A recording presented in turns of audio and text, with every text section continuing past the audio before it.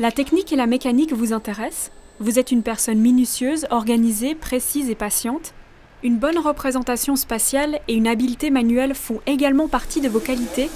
Alors découvrez le métier de micromécanicien, micromécanicienne.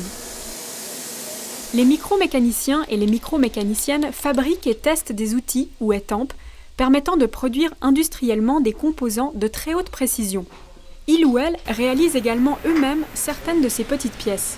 Pour cela, ces professionnels programment des machines CNC, c'est-à-dire à commande numérique, ou utilisent des machines conventionnelles telles que des tours, perceuses ou fraiseuses.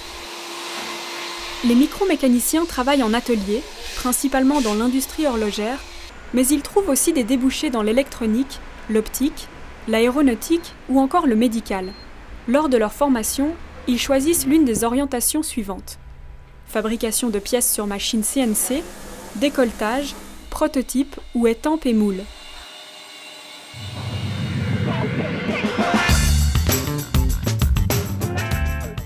On représente souvent le métier de micromécanicien comme un métier très sale, qu'on est toujours dans l'huile, les mains qui traînent dans les copeaux, tout ça. Mais en fait, c'est un métier qui est extrêmement propre, tout simplement pour garder une certaine qualité de la précision. Donc c'est vraiment quelque chose qu'on s'imagine, qui est difficile de s'imaginer. Et d'un côté, c'est ce qui m'attire justement, parce qu'on voit beaucoup, en tout cas sur YouTube, des vidéos où on voit des ateliers mais extrêmement propres.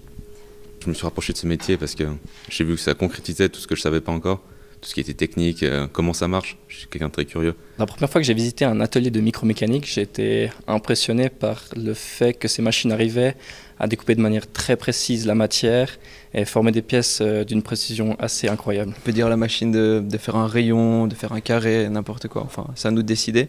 On écrit ça sur l'ordinateur et tout, on envoie à la machine. Bon, après, c'est rarement juste du premier coup. Il faut faire de l'ajustage et tout. Puis, en tout cas, moi j'aime bien ça. J'aime bien faire la trempe parce que ça consiste à justement chauffer une pièce et ensuite on va la refroidir dans l'huile et ça permet d'augmenter ses caractéristiques mécaniques et de durcir la pièce justement. À la fin de la 4e année avec le CFC, on fait une horloge complète où on a quelque chose personnalisable comme par exemple les aiguilles, on fait le design nous-mêmes, etc.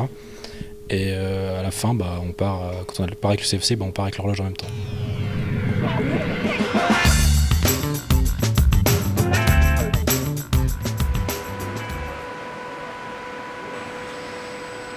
Nous nous trouvons dans un atelier de mécanique d'une entreprise horlogère où nous sommes 9 micromécaniciens, dont 2 apprentis.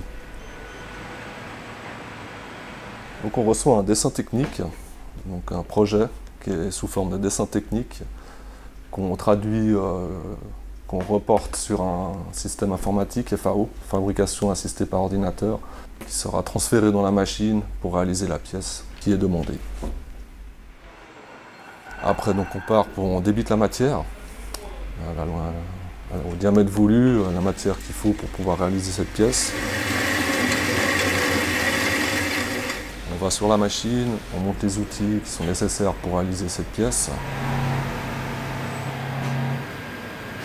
On fait la première pièce, on contrôle, et après on part dans la production de petites séries qui seront validées par la suite.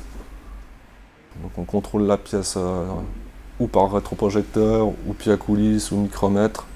Donc les systèmes de mesure par touche ou bien par vidéocad. Donc on met la pièce sur un miroir, enfin sur une vitre, ce qui permet de voir la transparence avec des jeux de lumière et de mesurer les diamètres au micron, à 5 microns près. On travaille aussi beaucoup en conventionnel. Donc tout ce qui est goupille, donc pour faire des petites pièces, donc la CNC est occupée, donc on profite pour faire des petites pièces en tournage ou en fraisage conventionnel. On fait aussi beaucoup de planage pour la finition des pièces pour qu'elles soient garanties en planéité et un état de surface propre. Dernière étape, c'est l'ébavurage, le nettoyage dans des pièces, dans des bains ultrasons pour qu'elles soient prêtes à être livrées.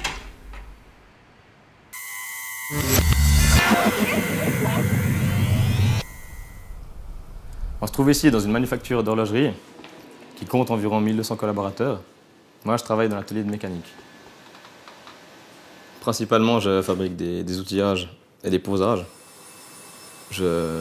J'utilise plusieurs machines diverses comme des tours, des fraiseuses, des rectifieuses. Aussi la lime, des fois, ça arrive. On a aussi des CNC, des tours et des fraiseuses CNC. On utilise un programme d'usinage.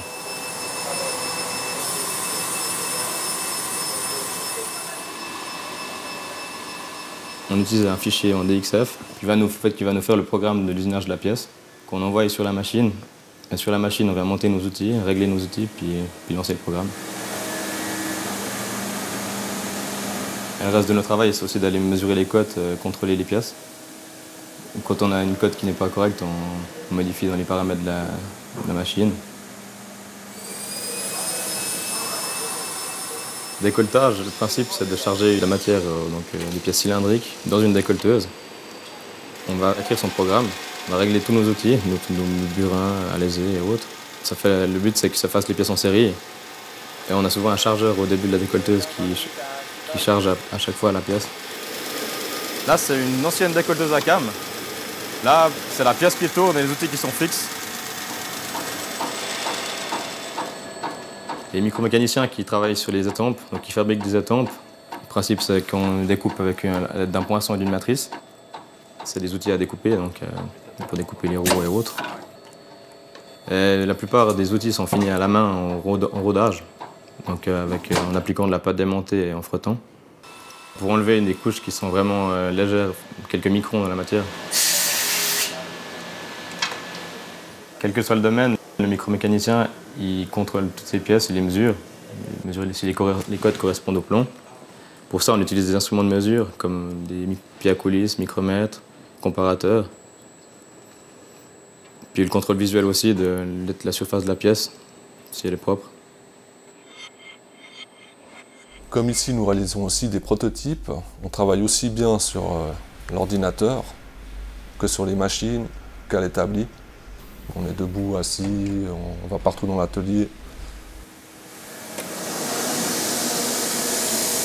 Il y a pas mal de machines, ça peut être un peu bruyant parfois.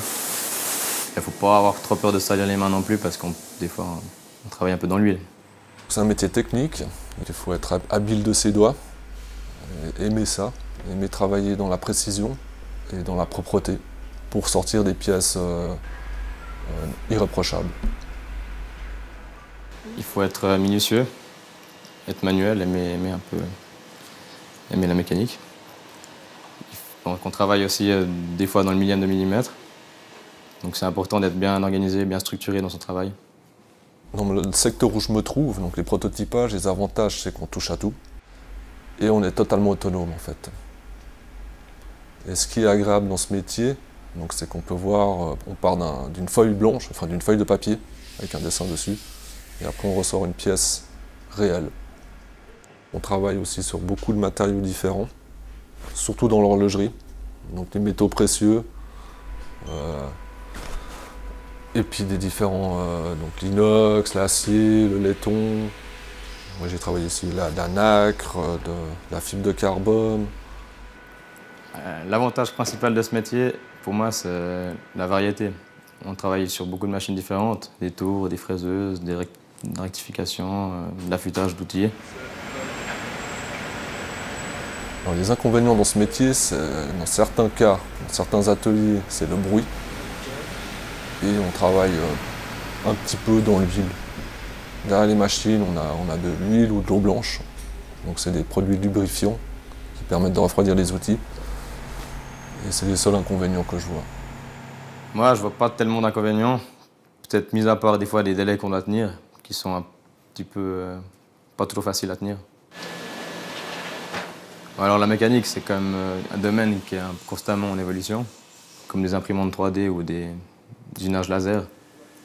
Donc il va falloir s'adapter à travailler avec des procédés différents.